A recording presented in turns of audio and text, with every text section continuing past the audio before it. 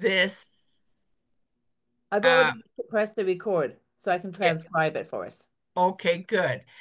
And then we plan to have a YouTube video made of this. So if there's any objections from anybody present, please put a note in the chat box and we'll excluded. But the idea is to just let the world know, well, at least the Canadian Retirees Association that belong to CURAC, know that later life learning is in full speed and we want to enhance it amongst uh, all of the retiree associations possible. We're currently 25 members, but I guess they're all leaving on Easter holidays now. So let's start. Okay. Well, look, those that are online, we're going to say welcome because we're really pleased to see faces. We hope that some of you will join us in Montreal. Now, Gordon, you're a new member, so maybe you could introduce yourself to us. Sure. What would you like to know? I've been retired about 10 years now. I retired from Kwantlen Polytechnic University, where my last position was Vice President Finance Administration and Deputy Vice Chancellor. I had taught in the college and then the university college as it evolved um, in the area of business. I was the Dean of Business for a while as well. Um, During my retirement, I'm spending a lot of time traveling, and I'm also active in a number of choirs these days. So that's Oh, one of the wonderful. things that I do. Yeah. That's good. And you're also on the finance committee, I hear, of Oh, CURA. I volunteer to do that. Yes. That's wonderful. Your expertise would be great. Yeah. We also have online Fred. Just to introduce yourself, perhaps to Gordon for us briefly. Okay, yeah, I'm the newsletter editor of the Association of Retired Faculty and Librarians at York University. And I was the communications chair and newsletter editor of CURAC for some time. Yeah. And Mhm. been involved in CURAC since 2015. Yeah. Now that I've Boy. retired from the board, I'm still happy to be involved. Yeah. Bill, what I'm a about you? political scientist Oh, by sorry. training. Yeah, you are, and a good one too. Bill Yes, Hogan. right. Bill, you're on mute. Oh, sorry. I didn't hear you. It's a good thing Fred said put your hearing aids in. I just got these things. Half the time I'm forgetting them. So I had the volume cranked up and then I thought, oh, right, I haven't got them in. Anyway, they're in now. Yeah, I'm Bill Cops from the University of Manitoba, representing the University of Manitoba Retirees Association. Um, yeah, a longtime faculty member at the University of Manitoba with appointments in continuing education and education. Did a whole variety of things there, but mainly teaching and research in the area of adult education and older adult education. So I've been on the Lifelong Learning Committee for a year or so now, and also on the CURAC board. So yeah, it's interesting stuff, and I'm glad to meet some new folks on our committee as well as see those that are familiar faces. And Carolyn, I sent you a note saying I couldn't find the link. That's because I was looking under your email address and then realized Sandra sent Yeah, it I out. pretty So much done the so mail. disregard. Yeah. But Bill, you didn't mention your involvement with Age-Friendly University Network, Global Network, and I think it's Yeah, wonderful. yeah. I mean, the university. I think a number of you are part of the Age Friendly University Network, global network, I guess it is. Mhm. Yeah, the U of M was designated an age-friendly university in 2016. I think we might have been the first or one of the first in Yep, Canada You to the were. first. designation. Yeah. So so the real effort has been put on uh, by Michelle Porter, who's director of the Center on Aging here at the University of Manitoba. But I've been working with her in a number of projects and sit on the university-wide committee. So we keep, we keep an awareness on campus, and have made some slow progress in moving towards some of the 10 principles that are designated as part of the age-friendly university idea. Thanks, Bill. Michael, you're out in Toronto. I know that. So, what do you want to tell Gordon about yourself? My name is Michael Hutchin. I'm a physician. I'm retired from the Faculty of Medicine at the University of Toronto. I'm the past principal of Senior College, which is what I'm representing here. And Senior College is just an organization for retired faculty and librarians at the University of Toronto. So we have a pretty active group, and I'll leave it there unless there are questions. Yeah. Michael, Steve, do you want to introduce yourself next? Sorry. Oh no, you're fine. I know. Steve. Let me just let that run its course. Steve Granaceres, I'm co-president of the Retirees Association at York University. My background is 41 years working in administration at the university. I'd say I like to say I've worked in every corner of the university. I understand how it functions inside and outside, since I spent more than 10 years working in the advancement area. My final area was in working as a senior executive officer in the finance and administration division. I retired more than 10 years ago, so I'm in my 11th year as a retiree, and I think I'm in my 10th year serving with the York University Retirees Association, having spent 6 years as the secretary. That's my background. I do a number of things, including the website for the association, most of our communications. Yeah, that's about it. That's me. Carolyn, I'm assuming Gordon knows you already. Yep, I think he does. Hello. Is Gordon still there? I'm here. Yes. Oh, Yes. good. Catherine just joined us. Catherine, we were just introducing ourselves to Gordon, a new member. So Oh, while yeah. you're cooking, so Yep. what Yep. tell Gordon, just say hi to Gordon, our new member.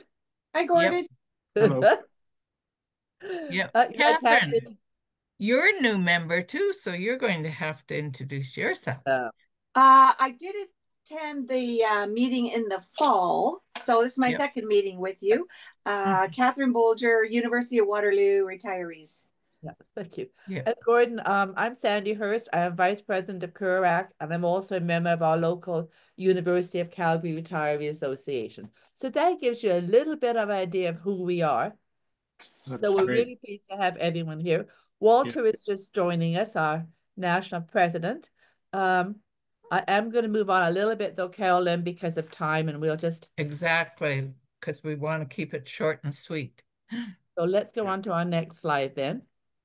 What we're going to do, we've done the introductions and welcome.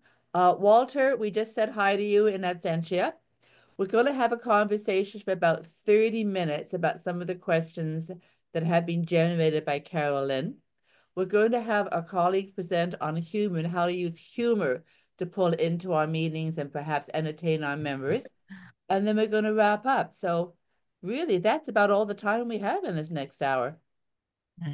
So if you can see this slide, Carolyn had a number of questions that she wanted us to address.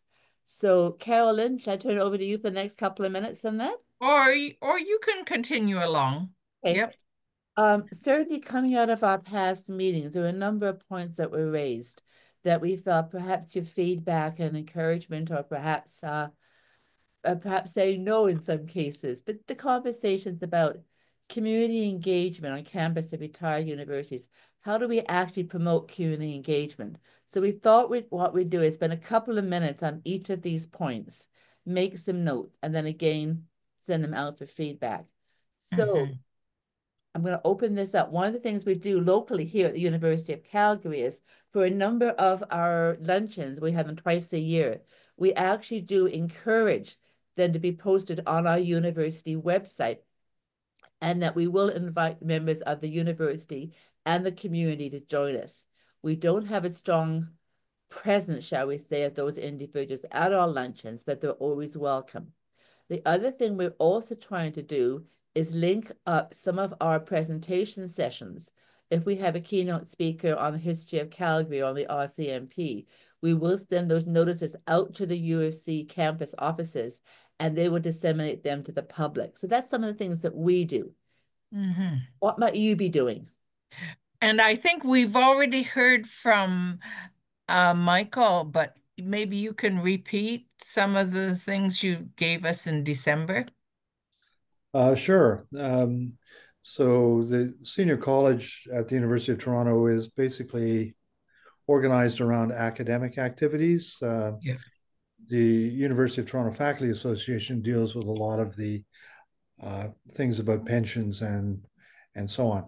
So we're academic. In terms of the community, we run a symposium once a year. It's a full day symposium. We just had it in the last couple of weeks here. That symposium is open to the public. We advertise it fairly widely. We have a Peter Russell conversation, which is a 2-hour discussion about some topic every 2 years. That's open to the discussion and open to the public.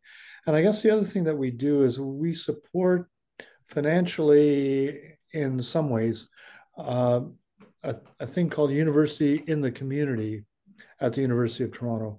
And that organization it's part of the U of T, and it's for people who have been sort of not privileged enough to be able to go to the university.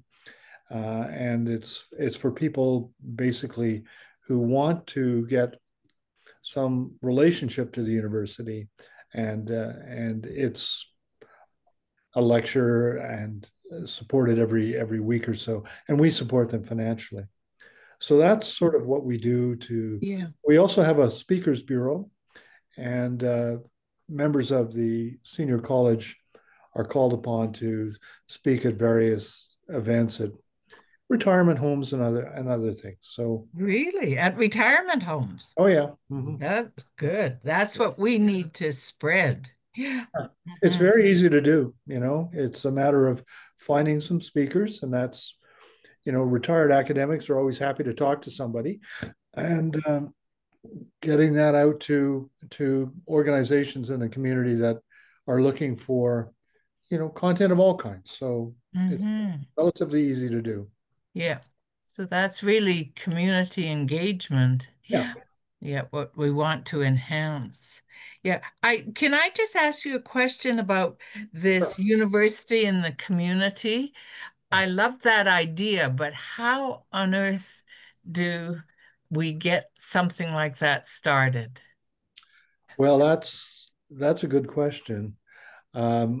It came out of, this has been going on for many, many years. And it started with something, it started with a non-university group. I can't even remember what they're called now.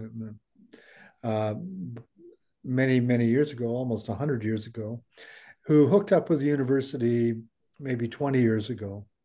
And it requires money to support it. They have a full-time administrator. This is not part of senior college at all, right? So they have a full-time administrator who puts together a set of courses, which people who, as I said, have not had the privilege of a university education can apply, can become part of the university and the community, and have a regular sense of ongoing courses and so on. But it is now supported by the University of Toronto and the Faculty of Arts and Sciences, and it's funded to something like $30,000 or $40,000 a year.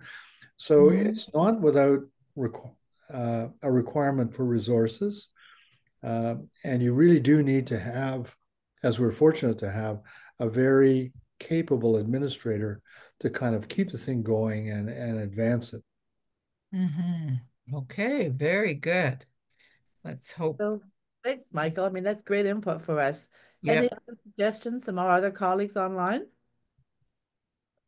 Gordon, for example. That's putting him on the spot at his first meeting, Carol. Okay. No, I can share a little bit about my background with and how I came to this group. I am a board member of the BC College Pension Plan Retirees Association. It was a little different. It's not an institutional retirees association. It represents and has voice with the pension board for the college pension, which is a bit of a misnomer now because it also represents both retirees who've come from the community colleges in British Columbia, the university colleges, or now the universities in British Columbia and the institutes in British Columbia. Our newest member is Simon Fraser University, so Yeah. which moved from a defined moved to because they wanted a defined benefit plan as opposed to having a contribution plan. We are engaged in getting more retiree groups going at the institutions in British Columbia, but are not really involved as much in the community engagement issue directly for because we're not from an institution. I'm also a member of the Kwantlen University College or Kwantlen Polytechnic University Retirees Association, and it is probably more involved, although I don't really know very much about what it's doing in that area right now. Mm-hmm. Okay, good. Bill, you got your hand up. Yep. I would just add that the University of Manitoba Retirees Association over this last year has I suppose you might call it a strategic initiative or a goal to make more connections. And this is particularly on campus. So I'm interested in Michael's comments because that's another step or stage, I guess, is to be more connected in the community. But there are a number of things we do in terms of funding scholarships. We fund one of the prizes for the 3-minute thesis competition. I suppose many of your universities have that competition. We certainly circulate our newsletter with stories about what people are doing meaning retirees are doing in the community. We've recently partnered with the Family Resource Center on retirement seminars and sessions. And we also have membership on the Age Friendly University Committee. Now, all of these, as I said, are within the institution more than out facing off campus, but nonetheless, I think we've made some strides towards that goal of better connecting UMRA within and with various components in the university. Mm-hmm. Great. So I can move on to the next question. Request for help to increase the number of RAs to join. Carolyn's done a lot of work trying to contact local retiree associations. So I think we're asking is any suggestions? And this links very nicely, perhaps, to question 1.4. What connections should we be using to promote membership? So we're open to conversations. I'll just tell you one of the things I did and Walter's gonna laugh at this one. Every time that we looked at nominations, I sent personal letters out to every single individual I knew, asking, are you a member of your local retiree association? I'm not sure if your retiree association is linked to CURAC, and some of them I know weren't. Got some interesting feedback from some. Some of them said they'll look it up, but some of them have said they never heard of CURAC, or they didn't know if there was a local retiree association. So that was just something I did personally to try. Any other suggestions? Well, the question is, so how many members do we want on the lifelong learning group? I mean, do we want a representative from every member organization? Okay. Yep. That's Carolyn's That's right. goal. I think one of the challenges with that, personally speaking, Bill, is the manageability of the group and the continuity. Those are always challenges, but I think, Carolyn, correct me here, I think the goal is involvement. Yeah. Well, personally, each retiree association wants to increase their membership. And they're always asked, and when I say membership, that means staff as well as the academic folks. But up to now, a lot of people tell me, oh, the only ones in CURAC are all emeriti professors. And I'm saying, well, I'm a little person and yes, I do have that status, but I also want to include everybody, who's retired into our retiree association, but that doesn't happen. I don't know. So there's two issues. One is how do we increase the number of local RAs? But the second implication is how do we increase the membership in a local RA? Yeah. So one of the things we've also done is the conference committee in Montreal, I know, has certainly advertised the conference throughout all RAs to encourage local RAs to send their memberships coming. But that's one strategy. Could I ask a question? I'm not Go for it, Steve. Good. Not to be the fly in the ointment or anything, but the later life learning initiative seems to have morphed. My understanding was it initiated during the pandemic, where we would share information about online learning events that the different retiree associations or their affiliated institution were presenting. What I've seem to have discerned is in fact that the number of online offerings is decreasing as in-person events we're returning to in-person events. So what's the focus of the later life learning group? I think the only way we can encourage other retiree associations to become part of this group is if we have a clear focus in terms of what we are and what we're doing. Really get back to our objectives, Carolyn. I think, just to comment, Steve, I think some of the questions that Carolyn's generated here are really coming out of the conversations and points raised by the representatives. It's perhaps one of the major ways that our local RAs can inform us. Carolyn, am I on track or do I want to edit? Yeah, that's right. But to get back to the last comment, I want to see ongoing hybrid sessions because there's a lot of people who cannot use public transportation amongst us retirees. So they really like these at-home sessions. And I want to see the continued sharing of different sessions. And I really want to thank those of you who are continually sending us information. I know Steve and Carleton, both of your universities have sent in a lot, but I think also people are really busy, especially if you have grandchildren. They just don't have time to come.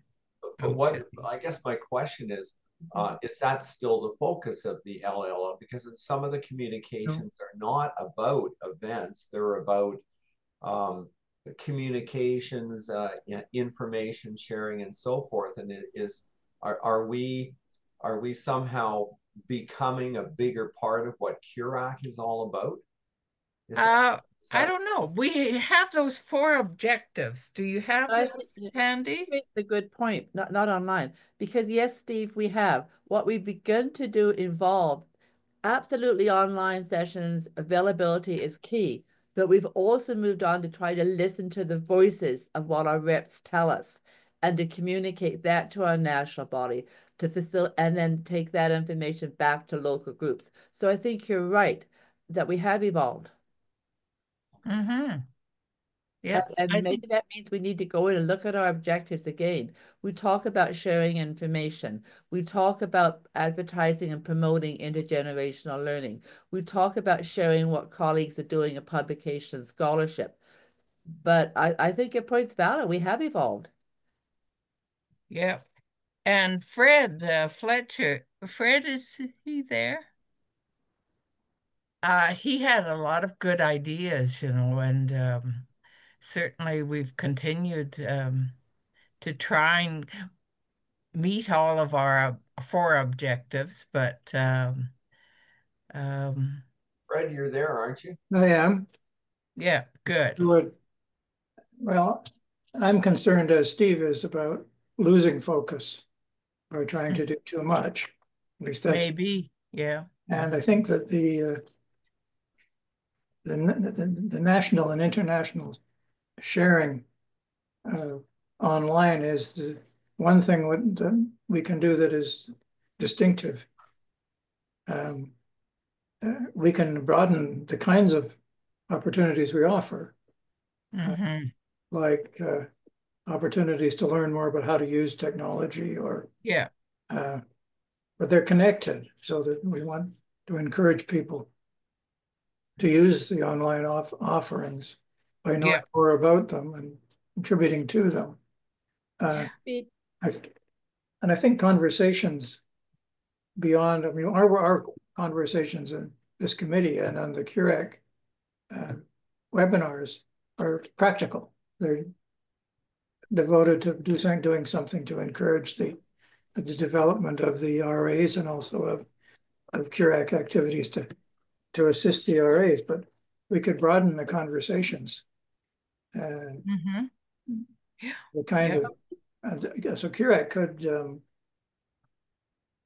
become an entrepreneur and offer, if there's a diminution of what's available from our member associations, we might consider following Arohi and doing some panels and other things that we organize as well. Yep. And those are some, but maybe what we're doing, if those of us are going to Montreal, maybe some face-to-face conversations, Carolyn, under your direction, would really help us review our objectives. And perhaps make some suggestions. Yeah, that could be a major thing, to review the objectives and maybe some sub-objectives. Well, I think Steve and Fred have raised valid points that we need to go back and revisit. And we would defer, Walter, to you and the National Board for direction as well. But I think Carolyn's evolved this partly because we are hearing a lot of these concerns from members of the LLL committee. They're raising them with us. So I think that's trying to acknowledge their thinking. Is that fair, Carolyn? Yeah, that's fair enough. But Walter's got his hand up. Who? Walter has a question, has a statement. Yes. Well, yeah, I've noticed there seems to be an overlap between this committee and the communications committee with regard, in particular, I noticed this some time ago, the webinars that were planned, that were actually produced, rather than just flagging webinars available to all CURAC members, we're actually producing them. And I think it was this committee that actually put them on, though sometimes it was a bit hard to tell because of overlap in personnel. So yeah, this is something like Arohi does, and we might consider it as well, but that really is a logical thing for this committee to do. But, you know, watch the boundary with the communications committee, if there is one. Well, it's sort of mushy, but.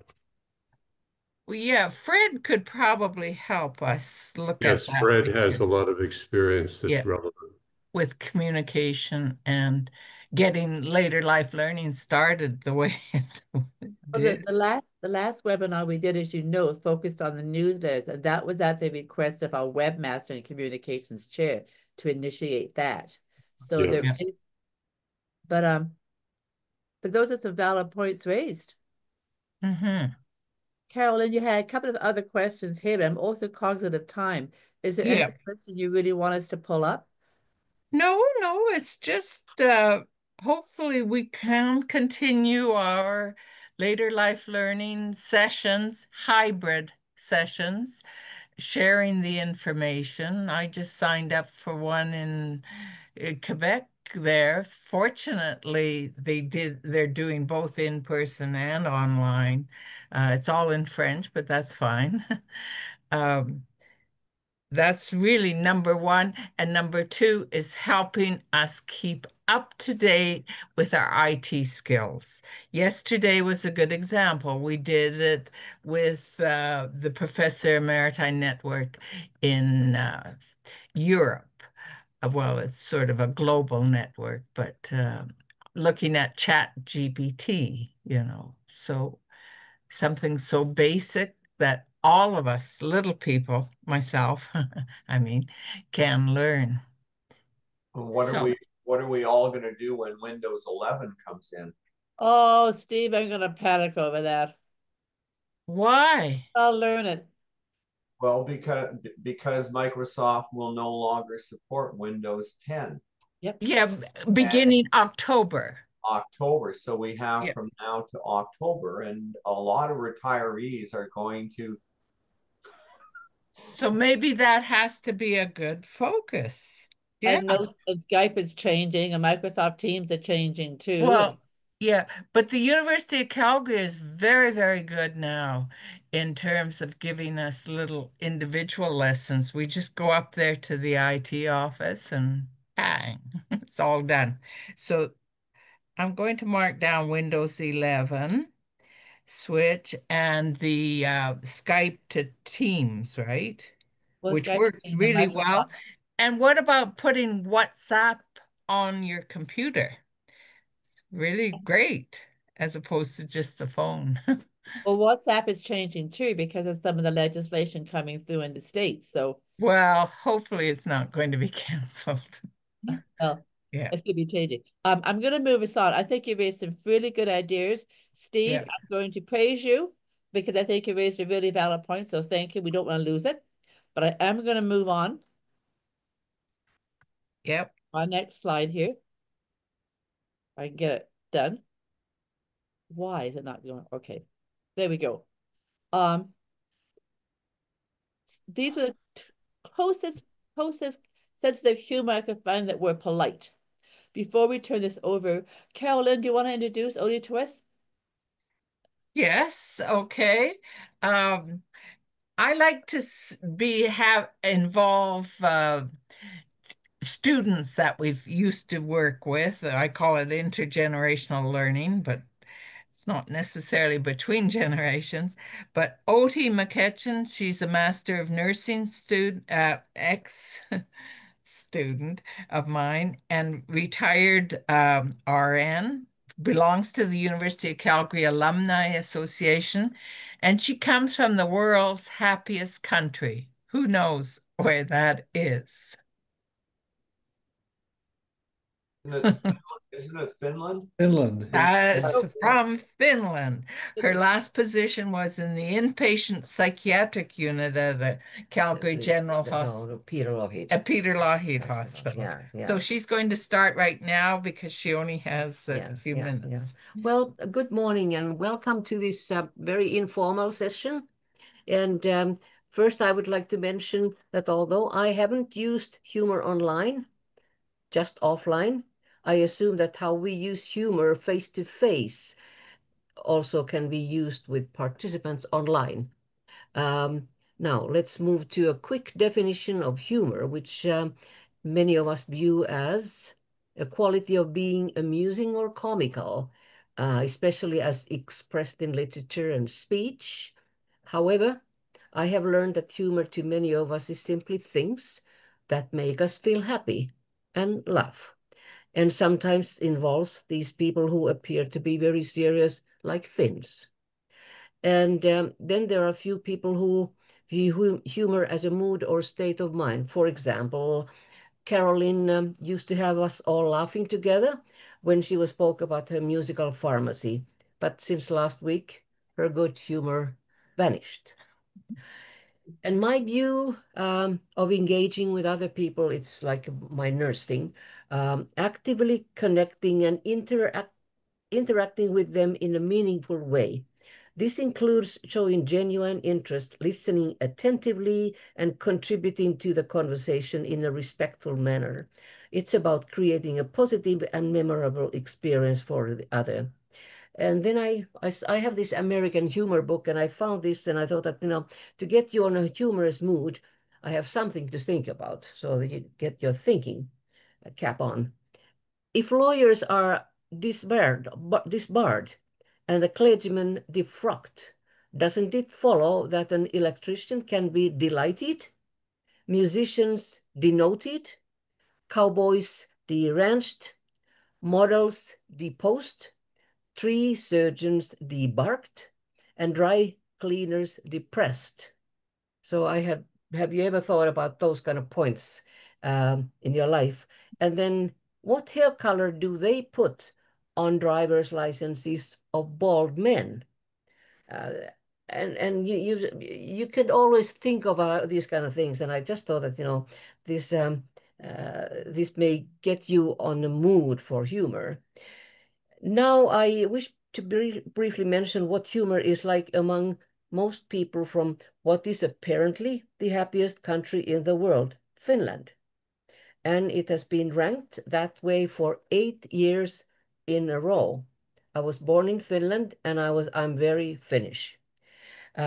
We Finnish folks are serious people, but we are content and happy with little things, but also free education, universal healthcare, trust in government, nature, and very low corruption influence the happiness level.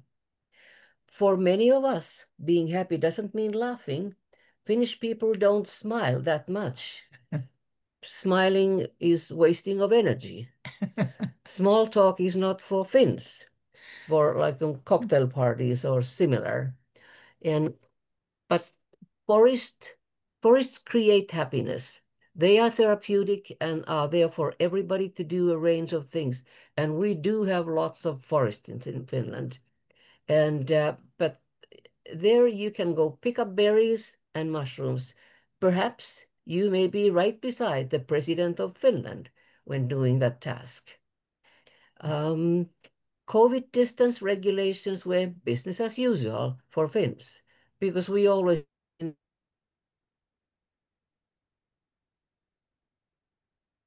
Carolyn, the hearing's gone. Can't hear you.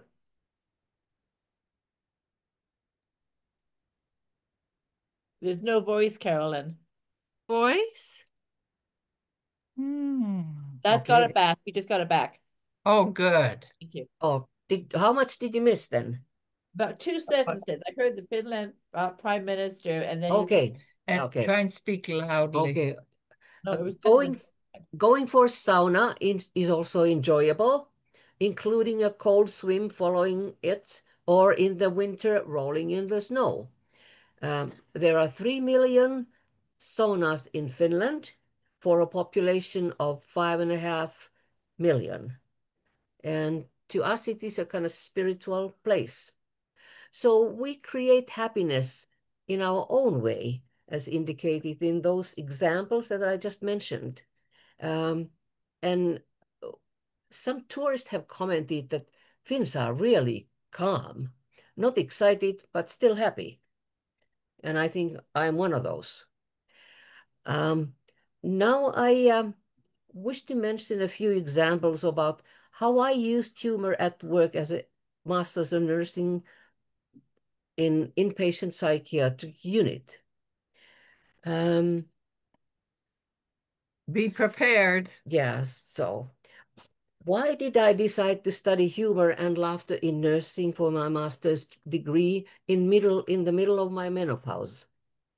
I had noticed during my years of nursing practice in psychiatry how humor can be beneficial in stressful situations, giving hope and solving crises. It just lightens up the situations and make people feel good about themselves. Psychiatric nursing provides ample examples of humor regularly. How often do you find a rolled up money in a client's vagina as she didn't trust in the banks? We thought that there were some benefits for this safe. You can withdraw any time of the day and no limits. We didn't ask her where she kept her coins. But after this incident, I count my money in a different way, the paper money. And this incident was very serious for the client, but for the staff, it was very humorous, but we couldn't laugh in her presence. We also found another use for a combination lock. It can be wrapped around your penis. For some reason, we didn't know why. The problem developed when client forgot the combination numbers. This particular organ started to look quite miserable after sweating. It looked more like a homemade sausage to me. Fortunately, everything ended up fine thanks for the maintenance crew who was praying and praying all along. And then the client was able to laugh.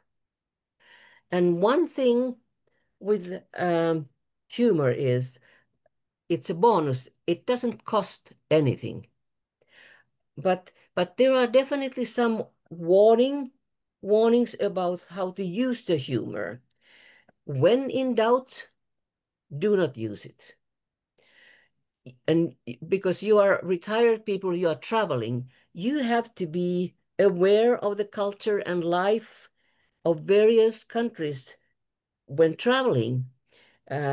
What you may find funny may not be humorous to others. Inappropriate laughing may also create hostility, something to remember. And laugh with, not at a person. And the safest way is at oneself. That's one good reason for your life. And do not take yourself seriously. As you have seen, the comedians, they find their topics in small everyday events, just little things. You can do the same yourself when you keep your mind and eyes open.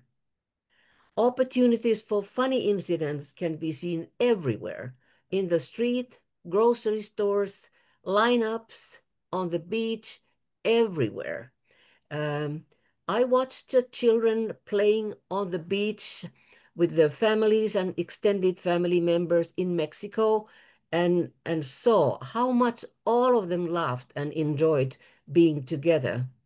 And laughter has many physical and emotional benefits, especially is for the older generation, it is a good belly laugh is like a form of exercise. Although I was an observer, I enjoyed as much as these people on the beach. At work, one of my concerns was the verbal abuse what the staff nowadays has to endure. And when you get older, you get perhaps a bit more comments. When your client approaches you and just wants the medication and I can't give it to you, and then he just said that, you goddamn old bag. So I just told that you need bags for your groceries. They can be old or new. And of course, the clients didn't know what to say. And I continued talking about bags and recycling. And then we had a wonderful conversation and he apologized. And another time, it looks like I have been called so many times, the goddamn ugly bat. Why do they call old women's bats or bags? I don't know. But anyway, I gave a little lesson about bats, and I said, bats are more important for the earth than you are. So our conversation developed into bat houses, and he decided that he wants to build a bat house. And then he apologized. And then another popular expression is asshole. You know, when you come to the desk and say to the nurse that you're a goddamn asshole. Um, and I said to him and that that I'm not the asshole, but I have one. And I hope that you have one too, because otherwise you would be full of shit. Well, he was silent. And then I gave him a lecture about this particular asshole. Um, and he was absolutely wonderful after that. And what happened with all these different incidents, uh, those clients were so surprised that they told to the other patients, and they all the clients came to the desk and said that you did the right thing and so on. And I thought that, you know, that was a one way of dealing with these aggressive, abusive situations. And it made my nursing much more tolerable. And that's why maybe I retired when I was 70. And I have been usually teaching the students the same way that you can do, because there will be more and more abuse, as we have seen in social media. So, and um, and then I realized that joking and telling jokes is quite difficult for some people. They find it very frustrating. They say that they don't always get the jokes, and they can't remember the jokes, and they just don't know how to do it. And I always say that, you know, that's not the most important in humor. You just have to see it. When you look at toddlers, um, and who start they start to listen to some music, and they immediately start to move, do some movements, giggle and laugh. And I thought that why can't we do the same? Because we are never too old to find enjoyment in these kind of things, and move a little bit. Of course, our bodies don't move the same way like we did before, but we can still doing something. And um, and I thought that, you know, I just wanted to emphasize that humor is something what you have to see yourself, and you will learn if you want to have your open mind. And so I hope that, you know, you can do that yourself too. It just came to my mind. I came back in WestJet from Mexico, and you remember that the WestJet staff used to tell jokes before their flights. They don't do it anymore because some people found them inappropriate or they were not enjoying them. So that's, yeah. Mhm. Anyway, thanks very much for listening to me, and maybe you can now find humor in all kinds of things. Thanks very much. Thank you. Okay, thank you, I Odie. think Carolyn and I, being a nurse, and perhaps some of our physician colleagues, would really appreciate some of the humor in our nursing situations. But if we Yep. put that information into the work that we do with our local retiree associations, and we use our cultural awareness and lenses, I think we can break the conversation. We can introduce ideas. We can get some laughter going around the tables to promote the conversations. Um, Mhm. so anybody want to tell us a good joke? I told you the only one I know is not appropriate. And that's my husband. So if somebody has a good joke, I'll tell it You to have you a later, Walter, when we're face to face. Nobody has a good Well, joke to finish with? well, I took this one from my American humor book. So it was just something because one of my friends is just going through a divorce. A divorce court judge said to the husband, Mr. Jerry, I have reviewed this case very carefully, and I have decided to give your wife $800 a week. "Oh, that's very fair, Your Honor," he replied. "And now and then I will try to send her a few bucks also myself." Bucks. Oh dear.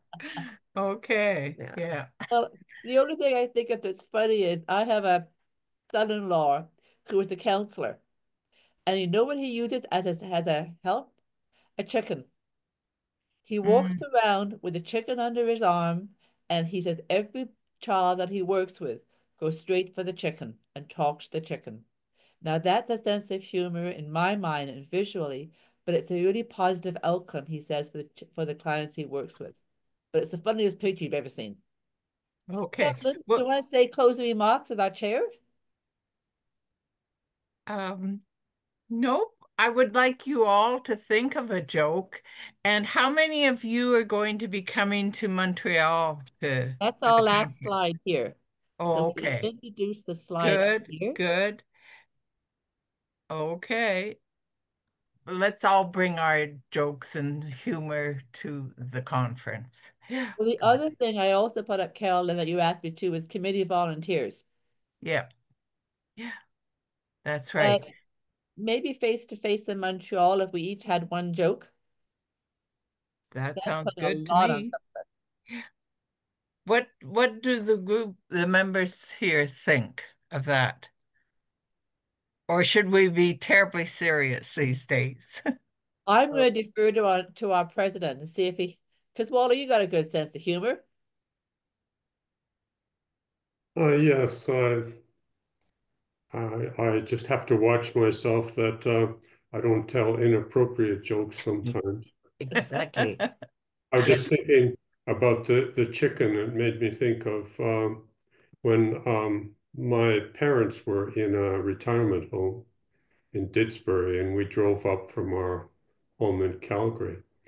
But our daughter had a big rabbit with big floppy ears.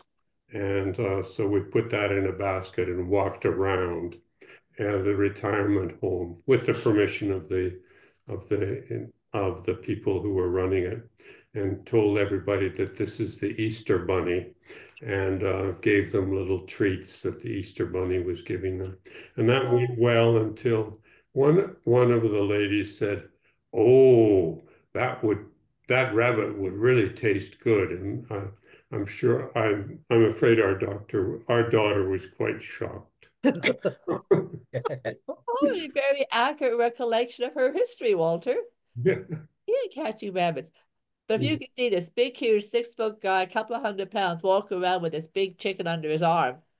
But I think what we want to say is have a sense of humor in what we do. If we can support that, it does bring a smile to our faces and offers open conversations.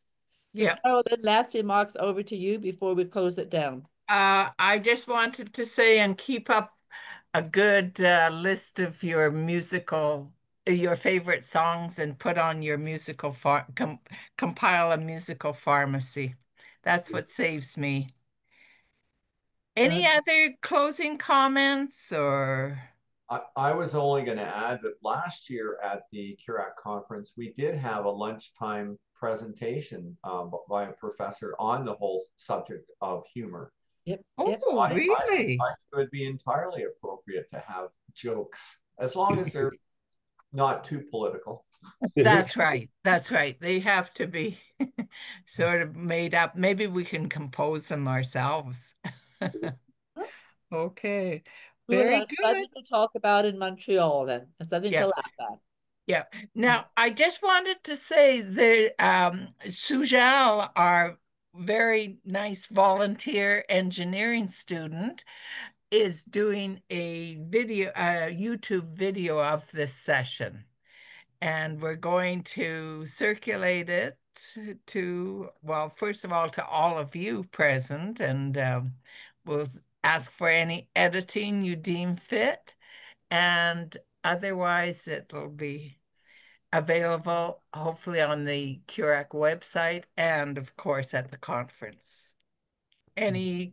No objections to that, right? Yeah. Yeah. We're just doing these little people like myself are doing little things that we hope will stop help. calling yourself a little person, please? I've always, well, that's the way I was considered by the administration, the dean. Mind you, I was told I was an ambassador for the University of Calgary by one of the ex-presidents. So, Well, look, have a great day, 50-50. folks, wherever you are across this country. Yeah. Politically, only one comment, Steve. Go out and vote, because I'm voting tomorrow morning in the early polls. Yep. So Yeah. take care. Have a great day, folks. Happy Yeah. Easter. Bye. Thank you. Bye Bye. now. Thank you.